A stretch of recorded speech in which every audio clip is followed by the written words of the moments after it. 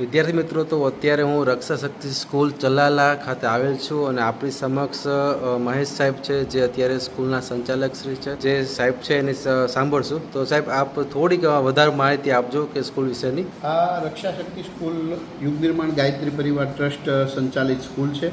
અમારા પરિવારનો બસ એક જ ગોલ છે કે રક્ષા શક્તિના માધ્યમથી અમારી એક દીકરી પાયલોટ બને, અમારી એક દીકરી એનડીએમાં હોય, નેવીમાં હોય, ડૉક્ટર હોય, એન્જિનિયર હોય, સારી સારી પોસ્ટ ઉપર આ દીકરીઓ પહોંચે અને ક્લાસ 1 અધિકારી બની એમના કુટુંબનું નામ રોશન કરે અને સાથે સાથે આ રક્ષા શક્તિ સ્કૂલ ચલાલાનું નામ રોશન કરે. આખા ગુજરાતમાં દીકરીઓ માટેની રક્ષા શક્તિ સ્કૂલ 2 છે.